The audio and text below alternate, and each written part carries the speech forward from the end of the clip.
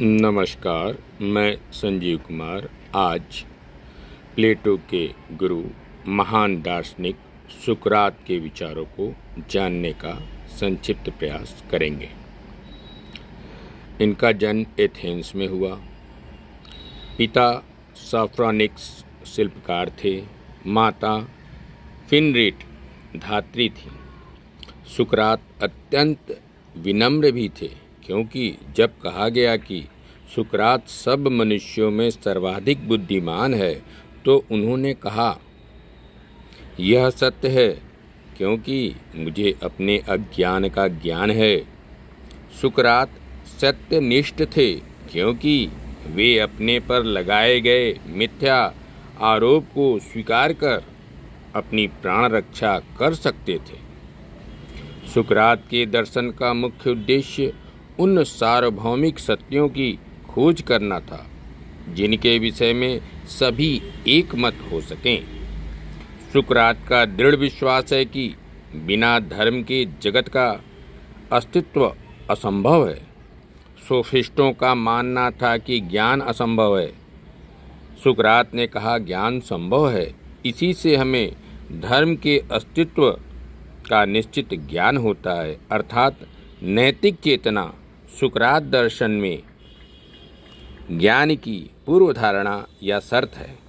आगे चलकर सुकरात ने धर्म और ज्ञान में तादात्म्य स्थापित करते हुए कहा, धर्म ही ज्ञान है और ज्ञान ही धर्म है।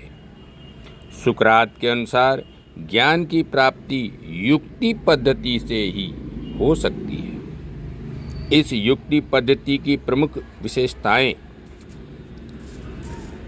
पहला, यह संदेह पद्धति है। यहाँ संदेह साधन है और सत्य साध्य है। दूसरा, यह प्रश्न उत्तर अर्थात विवादात्मक विधि है।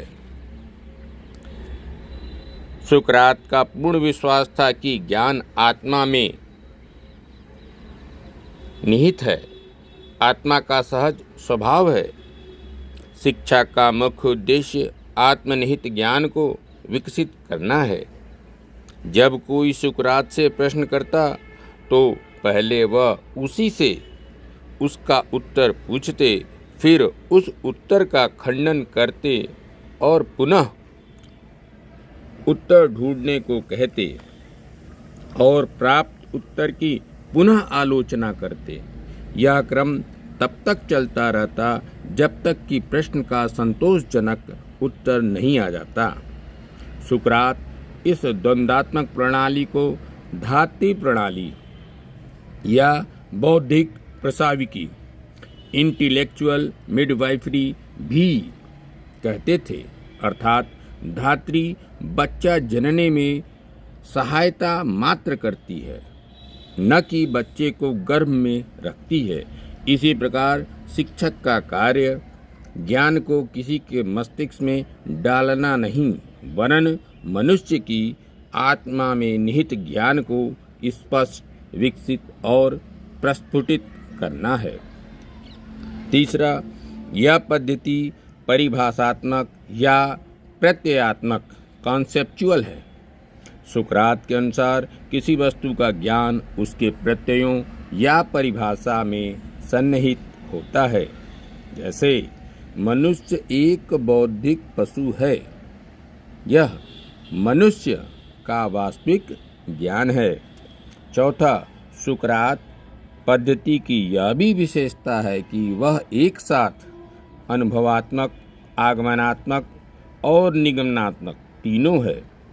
जिस प्रकार कांट ने कहा कि समस्त ज्ञान का आरंभ अनुभव से होता है, किंतु उसकी उत्पत्ति अनुभव से नहीं होती, उसी प्रकार सुकरात के अनुसार ज्ञान का आधार अनुभव है, पर ज्ञान की उत्पत्ति बुद्धि से होती है, क्योंकि प्रत्यक्षों को उत्पन्न करने की शक्ति बुद्धि में ही होती है।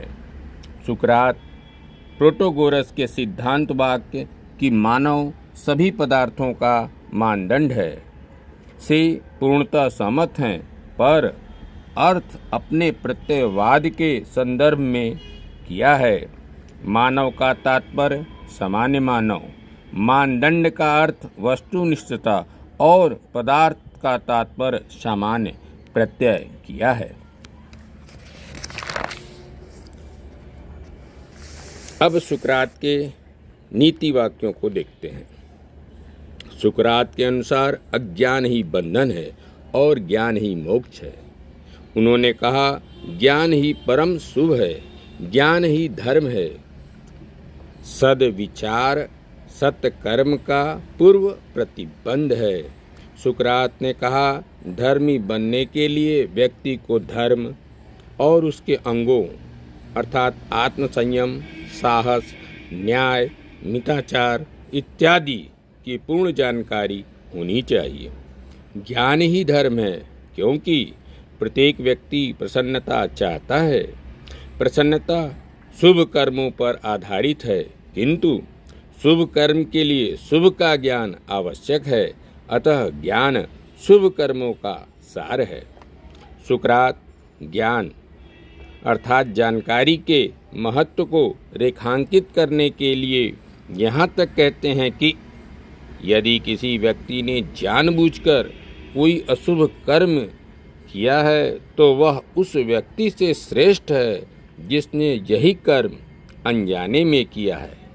सुकरात के अनुसार विशिष्ट धर्म या सद्गुण एक ही सार्वभौम धर्म या सद्गुण के विभिन्न पहलू हैं। बुद्धिमत्ता, साहस, मिताचार और न्याय एक ही धर्म के विभिन्न प्रकाशन हैं। सुकरात बहुत महत्वपूर्ण बात कहते हैं। उनके अनुसार कोई भी व्यक्ति तब तक सुखी और प्रसन्न नहीं हो सकता जब तक कि उसमें बुद्धिमत्ता, साहस, विवेक एवं न्याय के गुण न पाए जाते हों। धन्यवाद। नमस्कार।